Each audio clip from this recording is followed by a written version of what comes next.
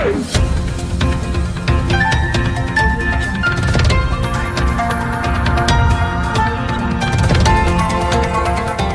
देख रहे हैं मगरा न्यूज राजस्थान, खबरें सबसे तेज।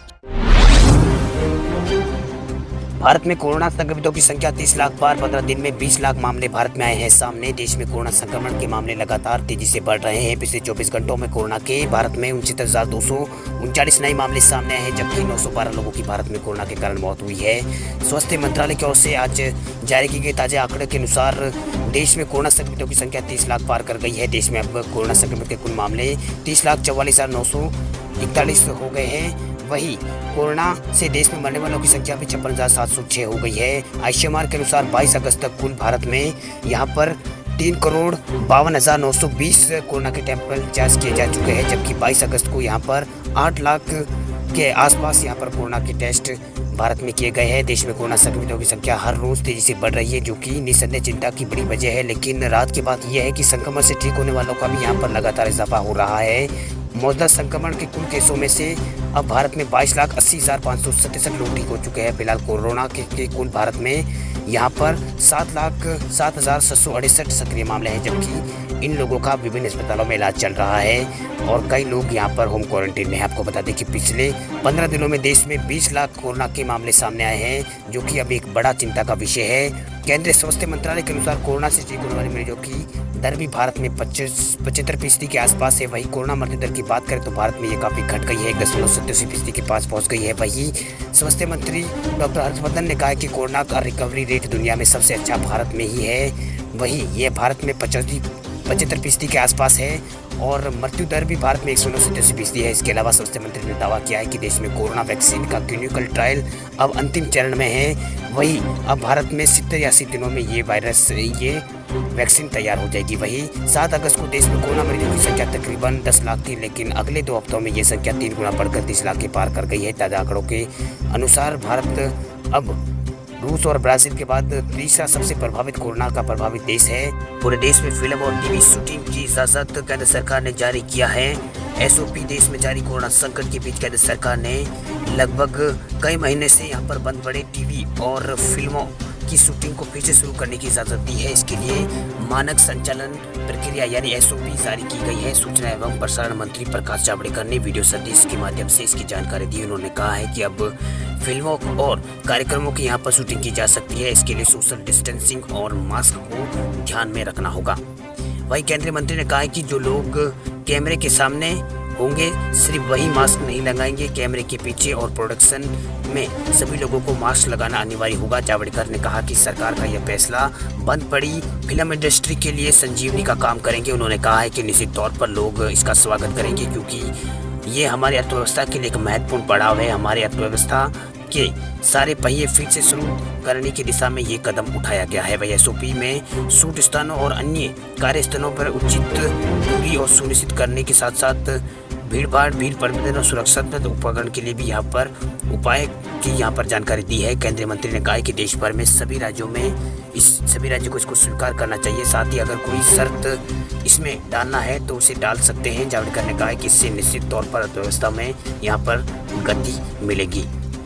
वही कास्ट और क्रू के लिए मास्क अनिवार्य होगा। कैमरे के सामने रहने वाले एक्टर्स को इससे छूट रहेगी। अत्यधिक खतरे वाले कर्मचारियों को अतिरिक्त सावधानी बरतनी होगी, उन्हें फ्रंट लाइन में काम नहीं करना होगा। वही सभी को आरोग्य सेतु ऐप का इस्तेमाल करना होगा। सभी को एंट्री पॉइंट पर थर्मल स्क्रीन की व्यवस्था करनी होगी। बिना लक्षण वाले लोगों को ही एंट्री इसमें दी जाएगी। केजरीवाल ने केंद्र सरकार से की अपील, दिल्ली में ट्रायल बेसिस पर शुरू हो मेट्रो सेवाएं।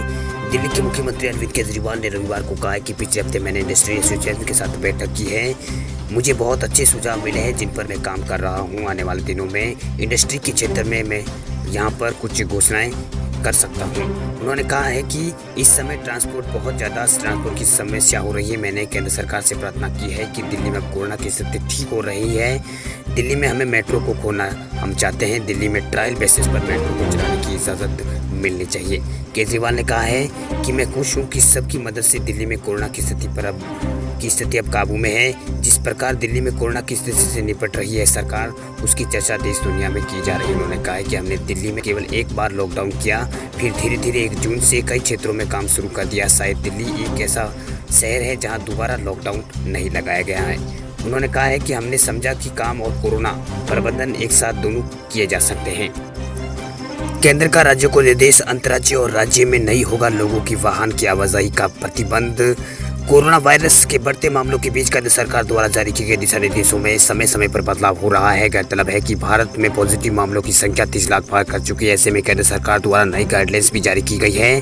अनलॉक 3 को लेकर ये जारी हुए इस दिशा निर्देशों की तमाम नई गाइडलाइंस मुख्य रूप से इसमें शामिल की गई है। अभी तक लोग अपने स्तर पर यातायात और व्यापारिक गतिविधियां शुरू कर चुके हैं। हालांकि सार्वजनिक परिवहन पर पाबंदी लगी हुई है, लेकिन कई राज्यों में लॉकडाउन की स्थिति को देखते हुए यातायात और व्यापारिक गतिविधियों में रुकावट के प्रश्न को उत्तर देते हुए गृह मंत्रालय की तरफ से सभी राज्यों से ये सुनिश्चित करने के लिए कहा गया कि अब अनलॉक की मौजूदा प्रक्रिया में किसी राज्य के भीतर एक राज्य से दूसरे राज्य में लोगों के समान आवागमन पर कोई रोक नहीं लगाए।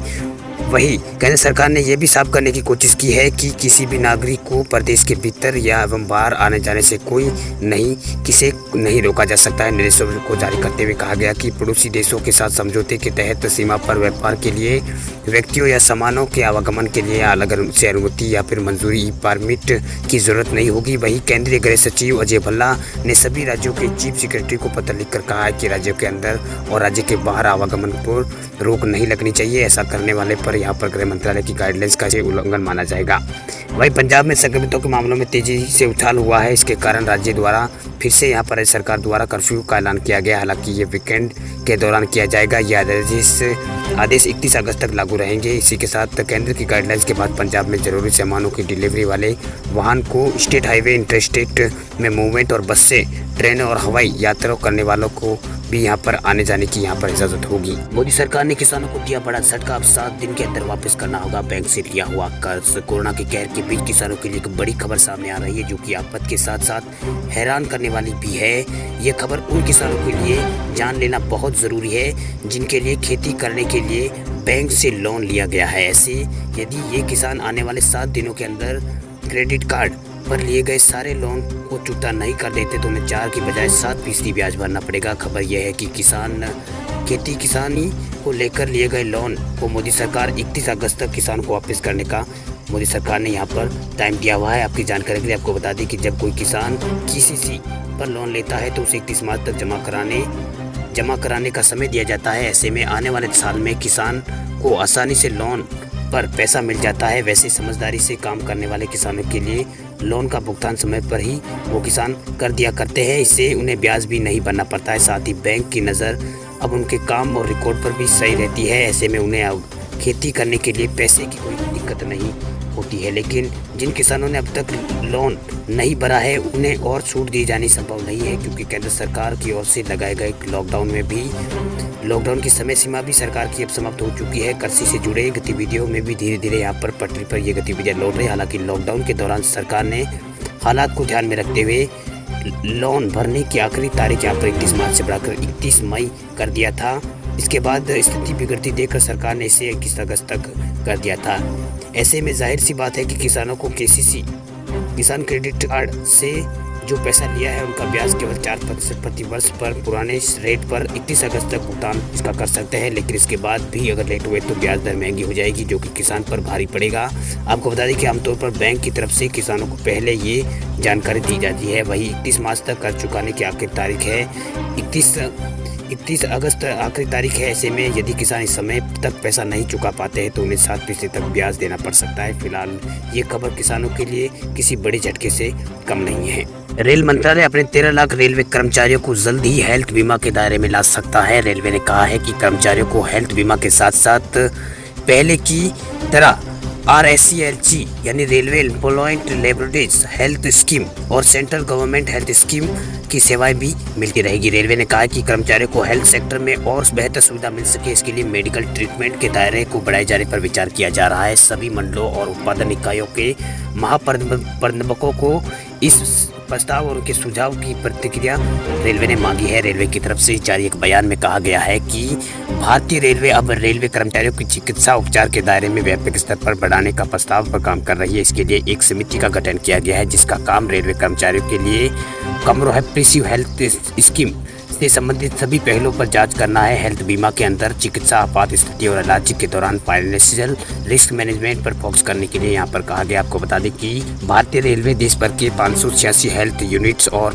45 सब डिवीज़न हॉस्पिटल और 56 डिविजनल अस्पताल और 8 प्रोडक्शन यूनिट अस्पताल और 16 जनरल हॉस्पिटल है, जिनमें 2500 से अधिक डॉक्टर कार्यरत है और 35,000 से ज़्यादा पैरामेडिकल स्टाफ यहां पर काम कर रहा है। खाद्य तेल पर आयात शुल्क बढ़ा सकती है सरकार देश में आयातित होने वाले खाद्य तेल पर आयात शुल्क बढ़ाने पर विचार कर रही है। इसके लिए केंद्रीय मंत्रियों की समूह की 2 बार बैठकें हो चुकी है। अब अगले महीने एक और बैठक होगी, जिसके बाद आयात शुल्क बढ़ाने की घोषणा यहाँ पर की जा सकती है। यदि ऐसा होता है तो खाद्य तेल महंगे हो जाएंगे। गौरतलब है कि देश में कुल ज़रूरत का देश के 40% खाद्य तेल ही भारत में बनता है, बाकी 60% विदेश से आता है। वही जानकारी के मुताबिक विदेशों से खाद्य तेल आने की वजह से देश में तिलहन फसलें उगाने वाले किसानों को पर्याप्त दाम नहीं मिल पा रहा है, जिसके चलते देश भर में किसानों के जो संगठन है वो लंबे समय पर विदेशी तेल पर आयात शुल्क बढ़ाने की मांग कर रहे हैं। लगातार मांग को देखते हुए सरकार ने केंद्रीय गृह मंत्री अमित शाह की अध्यक्षता में मंत्री समूह का गठन किया है। सरकार के अधिकारियों का कहना है कि आयात शुल्क बढ़ने से विदेशों से आने वाला तेल महंगा हो जाएगा। ऐसे में देश में किसानों को भी इनकी उपजों का अच्छा दाम यहाँ पर मिल सकेगा। योगी सरकार ने व्यापारियों को दी बड़ी राहत, अब टर्न ओवर के आधार पर जमा करा सकेंगे टैक्स। उत्तर प्रदेश की योगी सरकार ने राज्य के छोटे व्यापारियों को बड़ी राहत दी है। छोटे व्यापारी अब जीएसटी में समाधान योजना का लाभ लेते हुए टर्नओवर के आधार पर टैक्स जमा करा सकेंगे। इसके लिए उत्तर प्रदेश माल और सेवा कर विधेयक 2020 को विधानसभा में शनिवार को मंजूरी मिल गई है। केंद्र सरकार द्वारा जीएसटी में किए गए संशोधन के आधार पर राज्य में इसमें संशोधन करना होता है। इसके मुताबिक उत्तर प्रदेश माल और सेवा कर संशोधन विधेयक यहाँ पर पास हुआ है। इसमें धारा 10 जुड़ी गई है, जिसके मुताबिक सर्विस प्रोवाइडर को समाधान योजना का लाभ लेने की यहाँ पर सुविधा दी गई है। अभी तक सर्विस प्रोवाइडर को ये सुविधा सिर्फ रेस्टोरेंट वालों को ही मिल रही थी। नई व्यवस्था के आधार पर अब व्यापारी फिक्स यानी तय दरों पर ही टैक्स जमा करा सकेंगे। इसके साथ ही आईटीसी क्लेम होने पर फर्जीवाड़े को रोकने की व्यवस्था भी इसमें की गई है। मसलन बिना इनवॉइस के माल लेने वाले वास्तविक लाभार्थियों पर कार्रवाई की व्यवस्था यहाँ पर की गई।